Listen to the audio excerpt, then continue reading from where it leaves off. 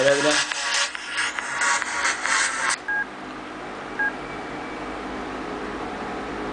Creo que no me acuerdo.